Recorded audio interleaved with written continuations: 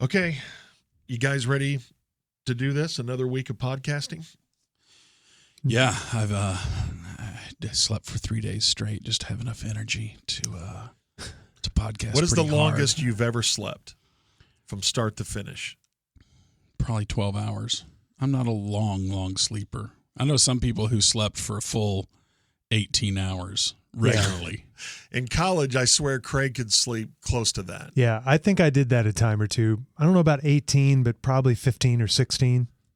Well, I've only had 30 minutes, so let's see how this goes today. Wait, you've only had 30 minutes of sleep? No. Oh. A couple hours. A late Cowboy game and a big family event. And yeah, I felt pretty much this morning like I haven't slept in a week. So this ought to be good. It will be good, George. Don't worry. It's The Musers, the podcast, episode 15, Sign of the Times. It's The Musers, the podcast, episode 15. I am George. I am Craig. I'm going to be Gordon. Okay. All three, we did roll call, and we are ready to roll. Last week, we talked about superstitions, and in our letter of the week, we hear from Teresa, who writes, "Hello, Musers. After listening to the Superstitions episode, I write to you and tell you that I am the sixth child born in our family of 9. Wow, that's a bunch. Jeez. I was born on the 6th day of the Uh-oh. 6th month. Uh-oh. And I've always been a very lucky person, Hmm. and 13 is my favorite number. See there? Wow. So she has fought through. Didn't I tell you that superstitions were BS? And she proves it. There's living proof. Okay, Did she include a picture? you are probably right, but Craig and I forgot to tell you the story of Bullwinkle, and maybe this will change your mind. Doubt it. So we had an apartment together, and with our 2 roommates in college, and when we were moving in, we were getting random furniture from family, and I said, hey, my brother-in-law has an old deer head, and he doesn't want it anymore. He's going to throw it out. You want to put that over we had a fireplace. You want to put that over the fireplace? And everyone said, yeah, that's great. So we said, okay, well, I'll bring it, and we'll hang it up. Well, we didn't hang it just yet, and Craig and I actually went to the Dallas Cowboys opener at Texas Stadium. That's how long ago this was. And on the way down, we got big laughs because Craig was in the passenger seat of my 1977 Ford Fairmont. And as we would pass people, he would make the deer head raise up, and he was an 8-point, and he would look around, and we got a lot of laughs, and we thought it was hilarious. Yeah, like So George and I would be staring straight ahead at the road, and I'd turn the deer head sideways to look at the car passing us. So Great he was comedy. like sitting in your lap Yeah. or something? Okay. Yeah. Gotcha. Real funny comedy, and I think we had him in the back seat at one point, like, he was the passenger also going to the Cowboys game. So People around us loved it. oh, they loved it. We loved it. We laughed all the way to the Cowboy game, and then we said, well, we probably should put it in the trunk because, gosh, this is so valuable. We can't just leave it in the back seat. So we put it in my trunk, and as I shut the trunk, my keys were still in the trunk. Mm. I said, well, let's not worry about it right now. Let's just go watch the game, and we'll figure out a way to break into my car. And we were trying. We couldn't get then we tried to go through the door and then through the back seat, but we Yeah. never could even get my door open. So I had to call my dad. This was before cell phones. We had to walk back to Texas Stadium and call my dad at like midnight for the extra set of keys. And they lived in Farmers Branch, and he had to drive down, and he had to ask us the question, well, how'd this happen? Well, we had a deer head.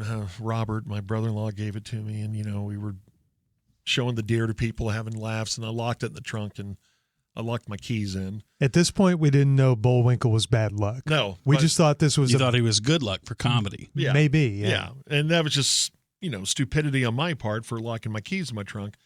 So back we go to Denton, and we hang him up over the fireplace. Well, it was a big win for the Cowboys. They opened with a win over Washington on Joe Theismann's birthday.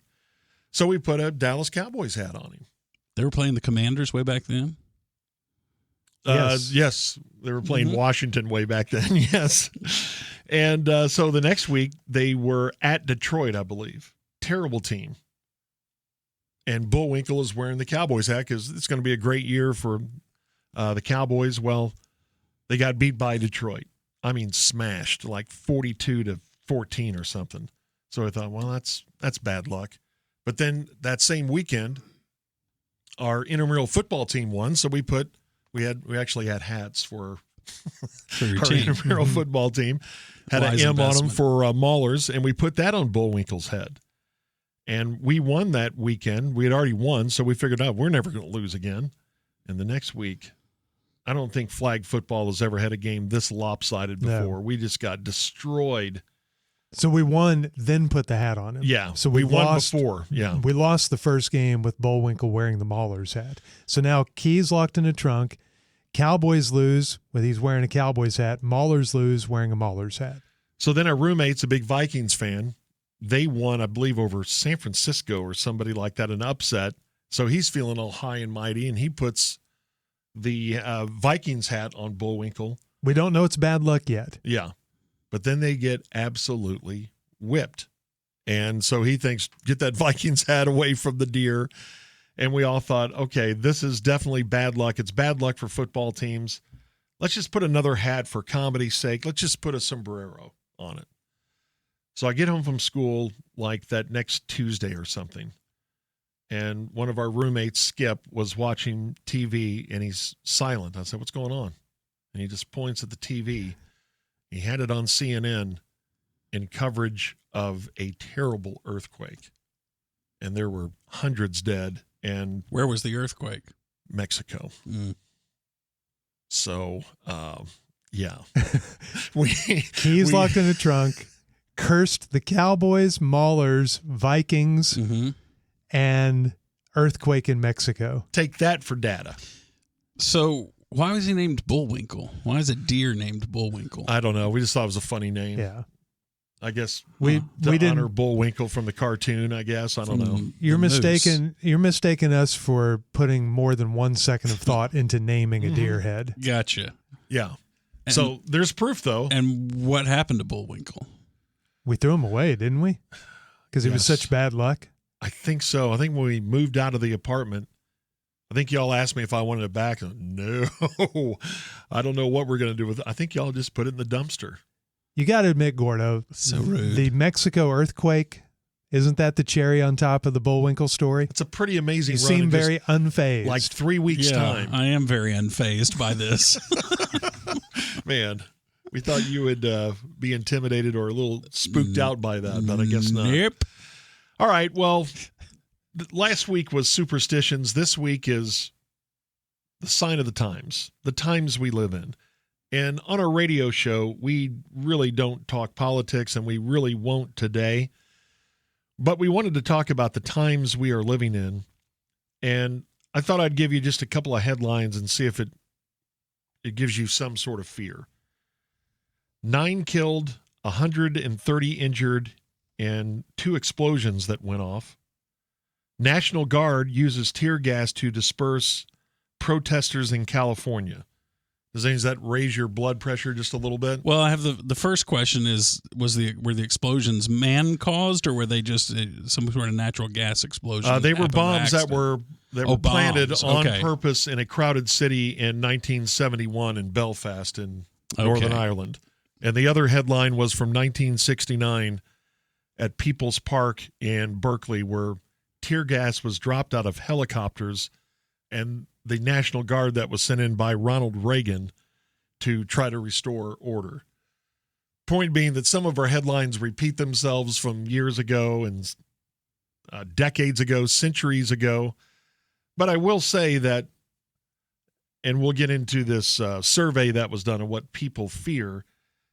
These are some pretty crazy times we're living in, but I keep telling myself that what our parents went through, at least Craig and I's parents went through during the World War II and Depression era, what our parents and brothers and sisters went through in the 1960s, into the 70s, with just incredible stories that went on in this country and in this world. Are the times any crazier now than they were then? Or do we have any more fear of a bomb going off or nuclear annihilation that we did 30 or 40 years ago?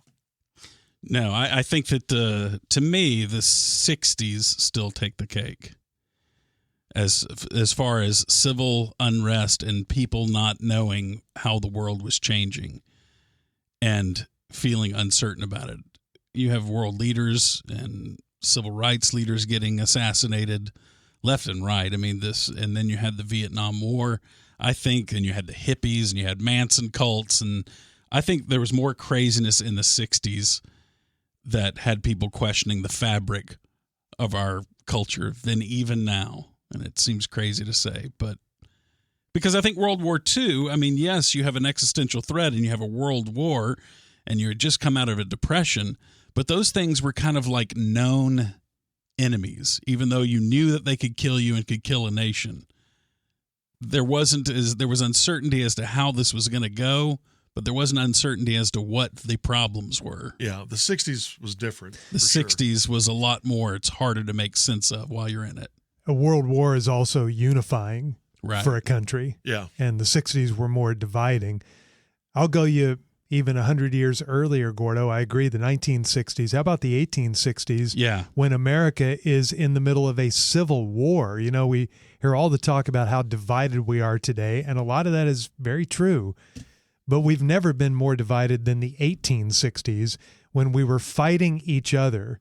Bloody battlefields. The nation was ripped completely in half. We were at war with ourselves. And still to the this day. bloodiest war we've ever had. Yes. Lost more Americans in that war than Right. any So you had people in families that were fighting each other. Yeah. People who were north of the Mason-Dixon line and south of the Mason-Dixon line. So, yeah, that I couldn't imagine. And that's why, of course, Lincoln always gets ranked as top president because of him shepherding us through those times. Patch that all back together. Yeah, so it's bad now, but it's not the 1960s or the 1860s. I think those two trump whatever we're going through right now. A lot of what we're going through now is in this weird realm of it's not in real life. Like you walk around and people aren't talking like that to each other in person. No. It's just when we go into our other realm, which is the virtual world, when we go online and everyone's yelling and things are going crazy. Yes, that is what makes this feel different. We were alive during weren't you totally confused, by the way, about Vietnam and protests when I didn't know what was going on. Yeah. I just knew it was very unsettling. But could you imagine being in elementary school and somehow being introduced to social media and seeing all this online? And that is what makes it different. And I do think that so many times social media makes something appear more devastating and more complicated than it really is. And the immediate reaction to it, that is something that we have that accelerates big events or social topics that is very new to us. Yes, and there's gas thrown on every fire now. Yeah. That's not to say that there aren't fires. A lot of this stuff is real and it does affect people's lives, but the accelerant that we have of social media that's thrown on every controversy and that part is different. That is how the world is being remade now that everyone can broadcast their own opinion and we get to choose our own reality online too. That's another big deal to where we don't have the same news sources and we've decentralized everything. So of course we faction up even more. Yeah. And that is one thing that if I could offer any sort of advice, it would be don't find yourself, if it is some sort of social event or something that has happened, either it's a catastrophic event that you're trying to find out information. And I think that's mainly what people are trying to do. What's the latest on this? What are they saying about this? But I think if you spend a lot of time scrolling through on something, reading the gas fire that is taking place, or if you watch a news outlet for 4 or 5 hours straight, I don't think that is good for anybody. I think that will just raise your blood pressure. It will make you fearful. I just don't think that's good for you. I've come around on that. You've thought that way for a long time, and I've always been a news junkie. My dad was a news junkie. The only thing he listened to in the car was news radio. Yeah. When he got home from work, all he did was watch the national news, then the local news. And so I grew up around that. And I've always loved watching the news. And it was only until recently that I was a big news junkie. And then I just got the feeling that I was poisoning myself, that every night watching all this bad news, and I still feel like I need to watch the news because I want to know what's going on in the world around me. Yeah. I've always wanted to be aware of what was happening, especially in my community and in the world. I want to know the headlines, but lately I've watched less and less news because it seems to be poisoning my brain. And I'm one that's tried to get a varied account. I try to watch a bunch of different networks and read a bunch of different things and not just in an echo chamber. Yeah. But even there, you were just overwhelmed with so much bad news and so much suffering and bloodshed that it starts to get to you. So I still watch, but I monitor how much I watch these days. Yeah, here's a bunch of stuff you can't do much about. Here, go carry it with you the rest of the day. Right. I know.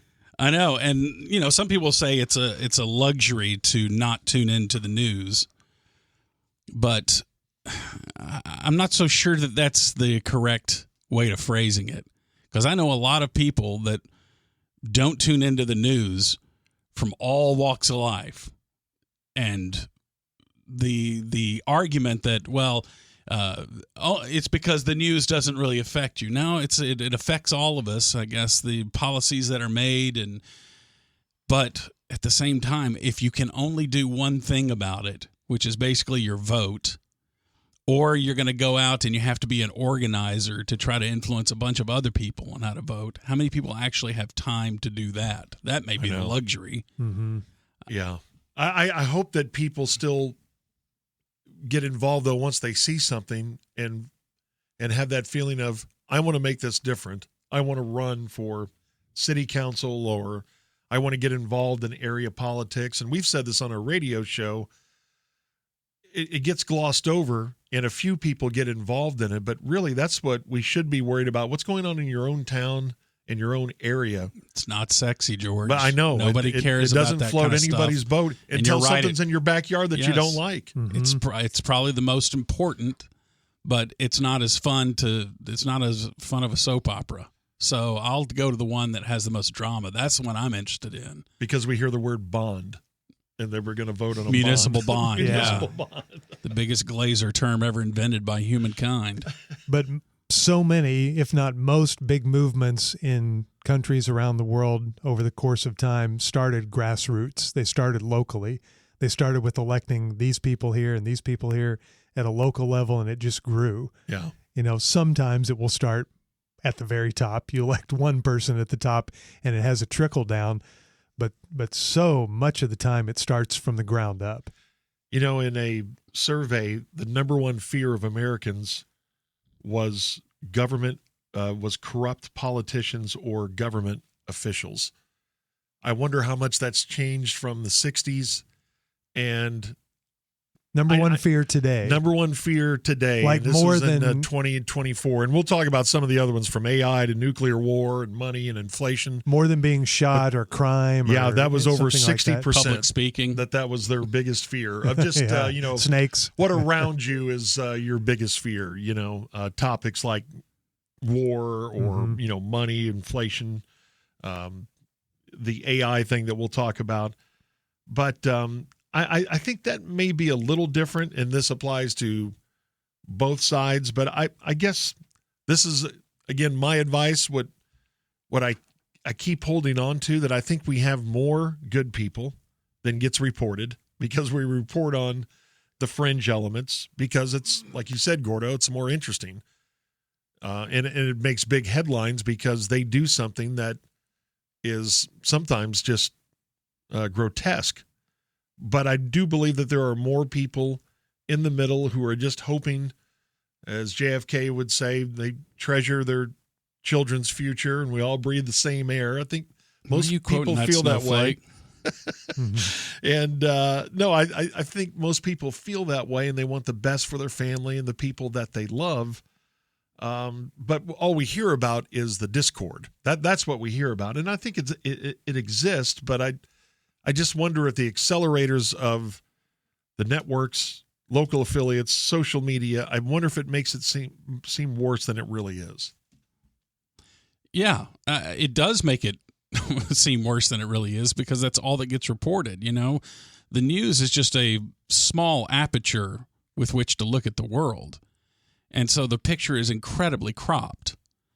So if you're looking at only the negative parts, then you're going to have a tendency to make that leap of magnifying. You're presented with evidence and you think everything is bad because everything you've seen that's reporting on the world is bad. Yeah. Because if it bleeds, it leads. So, of course, you're going to think that. But I just encourage everyone to compare it with your everyday life. I mean, how is it when things are as bad as they are and everyone is always incentivized to say, we're living in the worst time ever? I hear so many people saying this horrible exaggeration, this is the worst it's ever been. And meanwhile, the quality standard of living is higher than it's ever been for people. How are we able, if it's so bad out there, how are people able to walk down the hall and pass 50 people and not have 75 arguments when they're going down that hall? Right. It just doesn't. You don't see it in in regular your everyday life. People don't stop to argue the way that they do.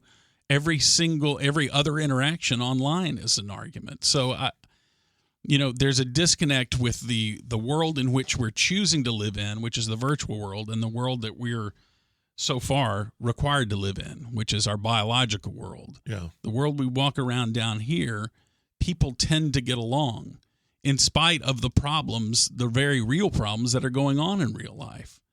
People have a tendency to get along in real life in a way, and they're incentivized to get along in real life in a way they're not incentivized to get along in our new world, which we are all moving more and more into, the virtual world. I agree with that completely. I think you're dead on. And I have also always believed this, that in the online world, and I think in the world in general, but to your point, George, does it seem worse than it is? Because the online world controls the narrative. And I really believe that in America, maybe this way in other countries, that there are, I don't know what the numbers are, 5 to 10% on the far right that are screaming all the time, and 5 to 10% on the far left that are screaming all the time. And they're the ones that spend all day at the keyboard. And they're the ones that post on Facebook and Instagram and Twitter all day long, and Reddit and you name it, trying to get their point across, shouting down the other side. And that's maybe 10% of America. But they control 90% of the conversation. But they control 90% of the conversation. And the 90% of Americans in the middle, I really believe, don't want to hear any of the noise. And like you say, Gordon, they're going along with their lives and things are okay. Well, they need to get involved. They need to get more engaged. I know, sir. And You've got lots of opinions as to what I need to do. Well, maybe there is something to that. Maybe we should be more engaged as citizens and care more about things that seem very distant or things that we're not interested in. But I think it's really sad and bothers me that 10% control the 90%. Yeah. And it feels like the 90% feel helpless. And they go online and they see this, and then the 90% that are kind of in the middle somewhere, they leave their 5-minute online scroll thinking, wow, the world is burning down. Everybody hates each other. Yeah. And I don't think everybody hates each other.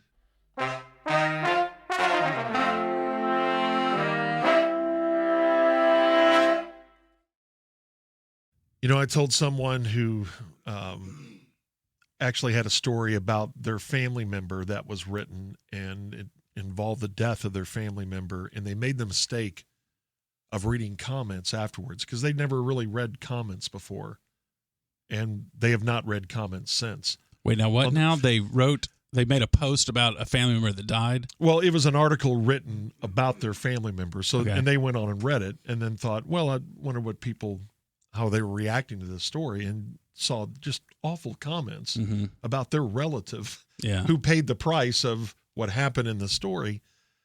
And they don't read comments anymore because the comments were so terrible. And that's one thing that I remember the first time I did read it, and I've tried to stay away from them too, but I just couldn't believe wow, these people are going after parents and who just lost a child, or, just something that you would think the consensus would be, what a sad story. I'm so sorry for this family. I hope they find peace. Some sort of comment like that, but no. Let me go to war with these people and let them know what they should have done as parents, and maybe their child would be alive. And I don't know when that started. I don't know when exactly that started, but you talk about poison. That's one that I always had a hard time dealing with. Well, it started at the beginning of time. Okay. The only difference was that you weren't able to publish because not everybody owned a newspaper. Yeah. And not everybody had eyeballs, and not everybody had a captive audience. Yeah. Now we all do. Now all of our private thoughts are public, and we've lost the judgment as to whether we wanted to say this out loud in a crowded room, because the crowded room is always safe now, because the crowded room is virtual.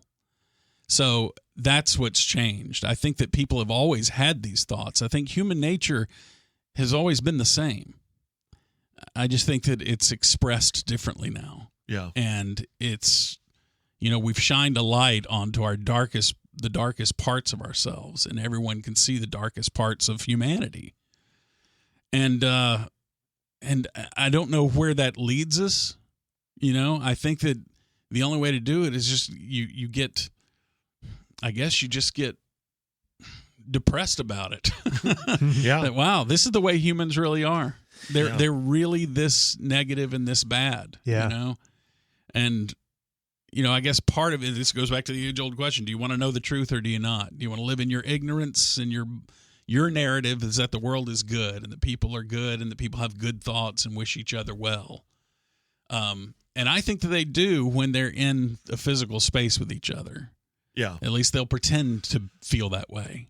I need cleansers, and sometimes we may get tired of the feel-good story on the news, or in this case, like College Game Day. They always, I think, have amazing stories of someone who's overcome something. That kicker for Auburn. A lot of those are ginned up, though. Yeah, I don't need it in college pregame shows. I do need it in the news. A lot of newscasts at the very end now have a fluff piece, and I need that. But I don't need it in College Game Day because the whole thing is fun, college football. But it's not, though. College football fans fight each other more than anyone. And of all these games, I think sometimes we forget they're humans who are competing. He sucks. I hope he transfers. No, he's somebody's son who has gotten to this point to be a college athlete. And this kicker for Auburn has gone through just incredible battles with cancer. And somehow he's back out on the field kicking. I need that story every Saturday to restore my faith in humanity, not only the human spirit, but how people react around that. And yeah, there's so much negative out there, but I think you're right. I think a lot of people dismiss that as, okay, that's just a fluff piece. And I'm sure if you started a network and they had half of their news as, hey, look at this amazing story and this money that has been raised for this, it would sadly probably fail. Yeah, that age-old question, are people inherently good or are they inherently bad? I think most people have both in them, in us. Yeah. And I'm reminded of when I was a kid, my dad had a book on our bookshelf called The Glorious Burden, and it was about the history of the presidency. And I would read it because back then we didn't have the internet and we didn't have anything to do as kids. So I read every book on my dad's bookshelf. And it would go back to the 1700s, and it had bits from each campaign over all of the years. And this book, I think at the time, went up to like 1968 or 72, something like that. And the stuff that was written and said and posted on little flyers that were posted around town were so horrible. Yeah, you talk about Canada, talk about dirty campaigns. It was Good Lord. I was looking at this stuff thinking, we were allowed to say that? Mm-hmm. They were allowed to put that picture of Thomas Jefferson or whoever it was up on a bulletin board somewhere? Right. And it's just that today we all have that bulletin board, like Gordo was saying. Everybody now, everyone's got opinions on both sides, good and bad. You have negative opinions, and now we all voice all these negative opinions, but we've had them forever. Yeah. They're not new. These opinions are not new. And in fact, we may have been more vile and disgusting back then when it came to our political discourse than we are even today, and that's hard to imagine.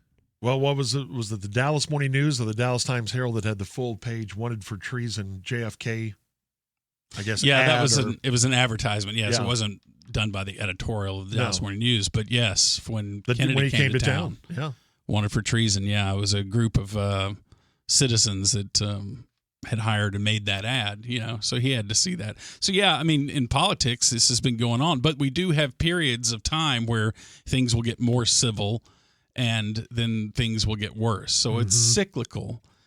Talking about it being cyclical, I think you're right. I was talking to a buddy of mine who worked in politics back in the 90s and early aughts.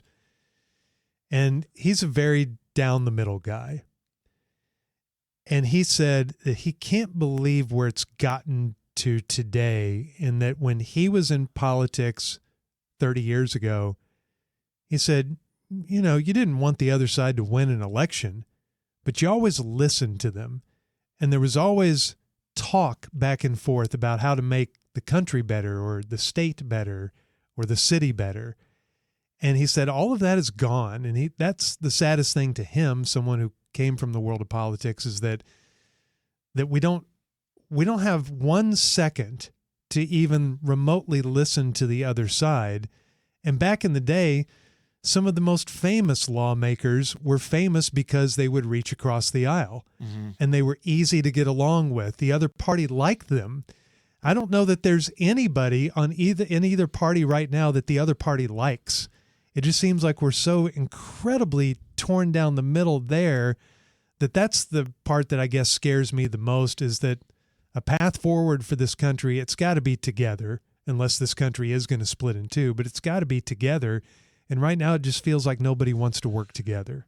Well, I bet even there, maybe it's not as bad as it's being reported, because what makes the headlines are the disagreements.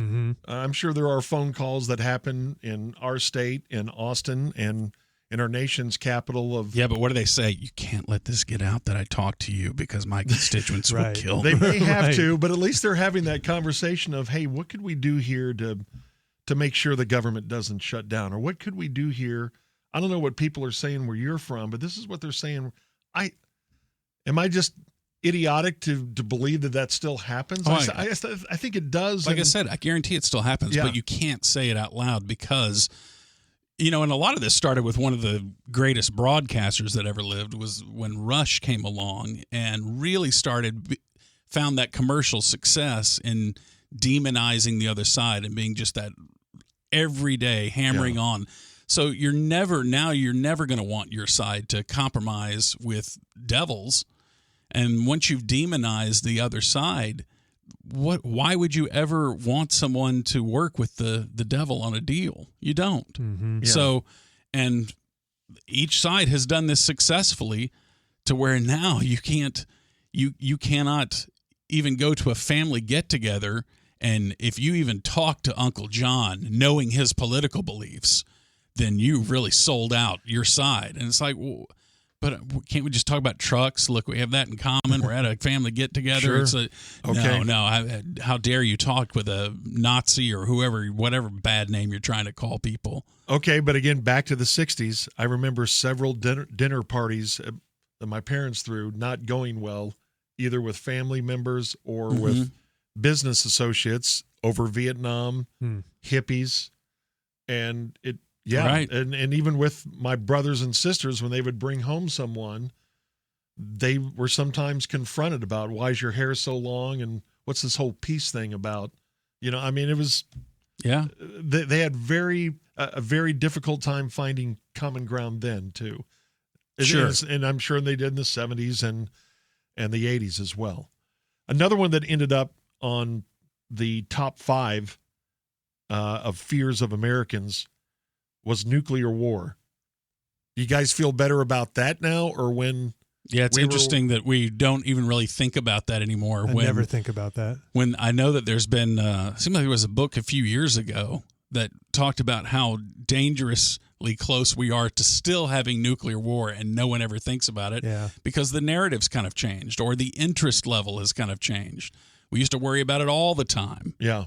And now we just think of, we got that handled now. We solved that whole nuclear war issue. That doomsday clock that they started in 1947, which, as they say, is a metaphor. It's not a prediction. Right. But they have us at 89 seconds to midnight as of January of 2025. And in 91, we were 17 minutes away. So we've ticked down now to 88 seconds. And, again, it's from atomic scientists that started this thing way back then. So it's an atomic clock. Yes. Atomic doomsday clock. Yes. Atomic. So where was it at its closest? Is it at its closest now? Yes. This is the closest it's ever been. Okay. And think about how fearful we were before we were born, but in the 50s, 60s for nuclear war, nuclear Armageddon. Yeah. People I've talked to who lived through the Cuban Missile Crisis thought we were close. Oh yeah.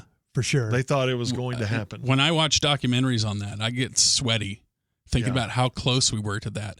And there's that famous incident. I wish I knew it and had researched it for this, about that sub commander who basically saved the world from nuclear disaster. Because one computer had it wrong about incoming missiles Right. And he said, basically he defied an order to launch his missiles because he was like, I just would like for a little confirmation that this is going to happen. And he basically saved the world from happening, because if he had launched, then everybody has to launch, and then that's the end. And to think that we're that vulnerable with just one piece of garbled information away from destroying the entire planet that's been here for 6 billion, 13 billion years. How long has the planet been here? 6 to 13 billion At least years. It's I'm giving you a 3rd range century. to cover my bases. Okay, and that's another one that was on the list with cyber terrorism, and a lot of that goes to the financial world, or our electric grid. But what about that? Hacking into either our system or the Russian system? I fear that way more than nuclear war. Are you guys watching the show called Paradise with Sterling K. Brown? Not yet. It's really good. Really good. I think you guys would love it. It ends up that there is a nuclear war, but it is caused by something other than you would think. And that's kind of how I feel nuclear war will eventually happen. In this case, it's caused by a weather occurrence or an underground explosion that causes duck situation on a pond. Yeah, it's an underground explosion that causes a tsunami, which causes a bunch of duck situations. And because the world is having to deal with this chaos, and I think it could come in the form of that, or it could come in the form of cyber hacking and a complete meltdown of our infrastructure, and that's when the countries who have nuclear capability start to panic. Oh, well, the whole world's going to hell in a handbasket. Well, now we really got to fight for whatever's going to be left here. And that's when the nuclear bombs all started going off in this show. And so maybe that's why I don't think about nuclear war, even though it could just take one accident, or it could take one crazy like Putin, saying I've had about enough of all this and I'm just going to go down in a blaze of glory. But I don't think about that nearly as much as I think about cyber hacking causing worldwide panic. You talk about the social fabric coming unraveled. Give us 1 week with the U.S. without any power. Yes, and you talk about us, we'll get to fighting each other very quickly. Yes. Yeah.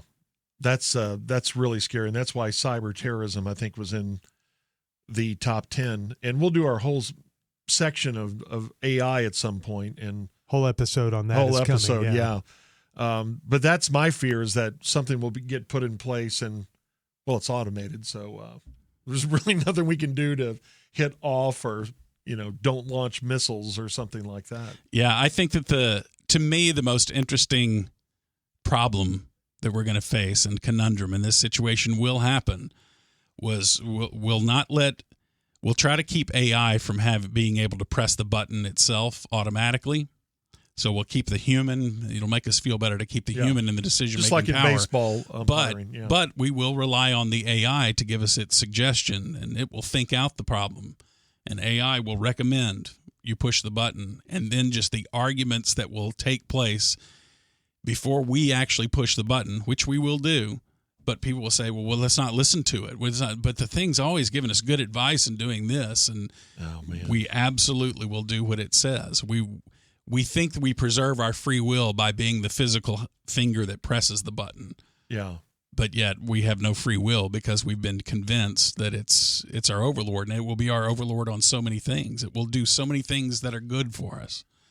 It will solve our cancer before it recommends that we blow ourselves up. And I guess that whoever pushes the button could say, yeah, I know 20 million are dead, but it could have been 40, right? According to AI. So that's why I went ahead and pushed that thing.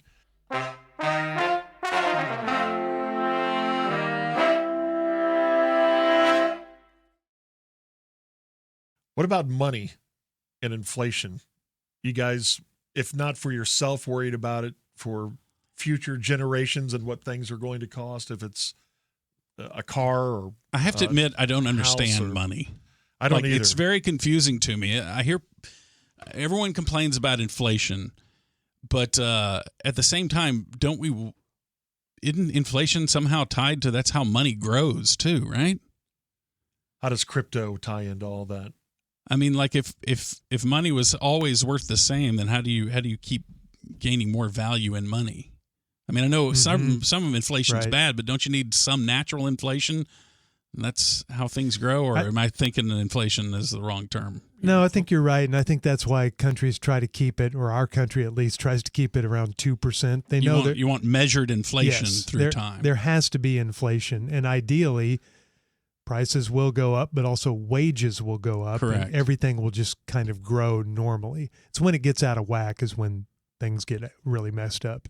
You know, with fears of, well, this is how it's probably going to be. I was very guilty of this right after 9/11, and we have had terrorist attacks since. But didn't y'all think this is just going to change the way we live, and we're going to have incidents like attacks. this, and on a yearly basis? And thank goodness that has not been the case. But you just never really know, what something is going to symbolize or change. It did change us in some ways, but it's. I would say this: I think we've done pretty well in the last 24 years compared to how I felt then. Maybe that's the biggest difference today compared to the tumultuous 1960s or 1860s or whatever decade you want to go to, is that the world is so small today.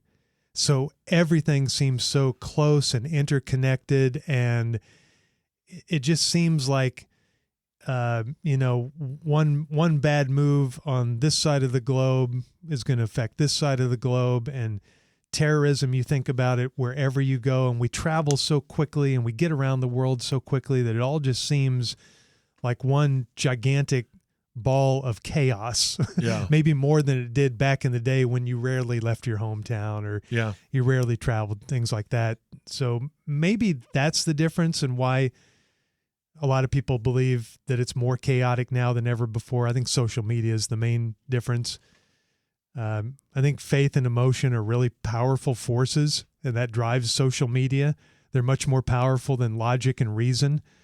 And when people get wrapped up in a topic and they are driven by faith and emotion, that's when they are the loudest and the angriest and the most driven. And I think that's been the case forever. It's just now that the world is so small, we're feeling everybody's faith and emotion and anger at the same time. And because of social media, we're seeing it and we're hearing it constantly. Yeah. Humans haven't changed. Technology has changed. Right. And, that's good and bad. And too often people argue from one perspective or the other, and it is a combination of those things. What it will net out to be, I don't know, because technology has solved so many problems and been so good for humankind. It's been our greatest invention. Technology is the thing where human progress, where humans exerted dominion over the world. But think about this. We've lived in a time, our parents, or grandparents for me, lived in a time that bridged between when man had the ability to destroy the world. And before man did not have that ability. And now man does have the ability to push a button and destroy the world. because of technology. We've developed the technology to destroy everything that's ever existed here. Yeah. And that's crazy. That's different than it was back in the other centuries.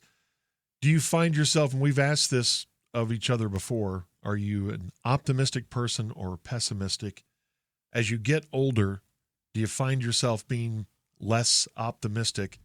I think that's true in my case. I'm still more than 50% optimistic. I still want to say everything's going to be okay. It's going to be fine. Whether it's we have enough checks and balances, or we have enough good people in the world, we have enough clear thinking people in the world. But that number has slipped with me, and I don't know what it is. I'll throw out, I'm 58% optimistic as opposed to 78 or 79. How do you guys feel about that? I've always been a pessimist until recently, and I think maybe it has to do with having a kid late in life. I've just seen more of the beauty in the world and more joy in the world through her eyes or through raising her. And so I was always a pessimist and thought, not that the world was coming to an end or anything, but I think over the last few years I've changed into, I think short term I'm very optimistic, and long term I'm still pretty pessimistic. Like, I don't know that we're going to be here in 100 years. But short term, I think it's kind of an exciting time with all the advances in technology and the things that we're going to get to experience. Keep in mind, we're the generation that grew up playing with sticks in the dirt, for fun. And what we're going to get to experience over the next 5 to 10 years, I think is really exciting. And I can't wait to see it all unfold. But after that, all bets are off. I'm pretty pessimistic, and I hate to say this because I love this country, but all empires fall, and I am very pessimistic about the long-term path that this country's on. Yeah, I'm basically exactly the same way. I think that the early part of our demise is going to be very exciting and fun. Right. I think that that part's going to be good. The next 5 to 10 years, 20 years, I'm not sure what the time frame is going to be. It is an exciting time. We're going to have lots of breakthroughs. The world is going to be changing at a rapid pace, and it's going to be very, very exciting. When you ask, am I optimistic or pessimistic, it depends on who you're talking about. I mean, you're talking about humans. I'm probably pessimistic for humans. I do think that we're creating our successors. I think AI will be the successor to humans. Humans eventually die out, and there will be digital consciousness that will be the thing that we were a stepping stone for the evolution to that be born, for that creature to be born. So I think it's going to be good for that, our successors. But as far as humans, I think that we're the apes in the chain here. Yeah, I agree. Yeah, hope figures in there somewhere, doesn't it? Do you have, because you have a child now, are you more hopeful for the future? And maybe that's some sort of mind trick that I'm hoping that for a better world, or at least a world that can sustain for those who come after us. She's made me more optimistic about humanity short term, has opened my eyes and exposed me to more people and more goodness as I see people treating her well or meeting nice parents, meeting other nice kids. That's opened a door to a world that I didn't know was there before I was a parent. But I am really worried about what kind of world she will be living in when she is 75 years old or 50 years old, hell, even 25 years old. Sure. I'm just knowing where I think we're going, I'm pessimistic about when she's our age doing a podcast, what she'll be talking about and experiencing, because I don't think it's going to be good. And I don't know that any humans will be doing podcasts then. No. I mean, I was kind of kidding. Yeah, we'll press a button and it'll spit out a podcast that's made perfect just for you, and you'll think it's great. Right. And you think we're close to the movie Idiocracy already. That was supposed to be 500 years in the future, and that's 5 years away now. Yeah, I mean, at its base is that we just have a few basic impulses. Our lizard brain works in such a way, and technology is going to get real good at just serving our lizard brain the raw meat that it needs. It'll give us the fear, it'll give us the sex that we need, and the hatred that we need. And then we'll all just be in our little pods experiencing that all the time. We're almost there right now. And everyone in their own virtual world, they're the king of that virtual world, and they get to have all kinds of adventures and fun and change their identities every other day, and it's just going to be great. But we'll all be socially disconnected with the feeling of connection as we lay in our pickled juice. As long as we still have some biological. I'm starting to lose hope. But see, you're losing hope, but it depends on your perspective. If you'll lose hope if you're wanting the world to continue as it is now. But if I said, well, we're going to live in a world in which everyone has a great quality of life and everyone is the king of their own nation and everybody's subjects love them and they are a kind, benevolent ruler and they get to make love with whoever they want. This is all in the virtual world, but they're experiencing just as if it was real. And everybody has a quality of life as good as the greatest person who ever lived on earth. It's like, that is hope, isn't it? I guess. But it sounds dystopian to you because you keep comparing it to this kind of world. Yeah. And I don't think I'll be around for all that. That's not going to happen while I'm still kicking, is it? Well, who knows? If we can get a Neuralink hookup that it's kind of already starting to plug into. I'm not ready for that. And as we grow older, we're supposed to look at the younger generations. We have no chance. See, I'm optimistic about them too, and I have hope for this next generation because I've seen a lot of good from them in acceptance, and I think they handle things better than our generation did in some ways. In some ways. And in some things, they drive me absolutely insane. But I think just with every generation, my generation, I know my dad looked at it and thought, oh, my gosh, we're going to hell in a handbasket. Mm-hmm. But we've made it to this point, and I think they'll make it okay, too. I hope. Yeah, I mean, they'll face challenges that absolutely that we didn't. I know it's controversial and everything, and we will disagree about it until the very end. But climate change, is something that we will deny and preach about until the very end. Yeah, because we're more invested in trying to win that argument than trying to preserve the world, I think. So they're going to be facing that. Even if the world fictitiously melts, they may be so smart they figure it out, though. Yeah, but how can they figure it out? Well, I mean, at some point you reach a critical point where the Earth is in a it's in a process where it just has to go through. Yeah, it may be and too there's far nothing gone. that humans can do. And that's part of the argument. The people who don't believe in man-made climate change, that's what they say. Is that, hey, this is just a natural thing. It has nothing to do with man. All right, fine. If it has nothing to do with man, but it's still, we're going to experience a heat death. And that seems like we should at least unify on, is there anything we can do about this? Mm-hmm. That would be bad? Because it sounds bad. Heat death sounds bad. That does sound bad. Yeah, that sounds really bad. Well, there's a lot of bad out there, but there's also good. But there's a lot of good. And what you got to do is focus on the good and the positive, and what can you do to make a difference and mitigate the bad. Yes. It's like you said a few weeks ago, focus on the people around you and what's good, the good that we have around us, and enjoy that in the time that we have here. Yeah. Well, now you've depressed me. Give me something good. Hit me with something funny. Funyuns. I think Funyuns will be around in the future. Funyuns will survive the heat death of the earth. They would survive a nuclear holocaust for sure. Seriously.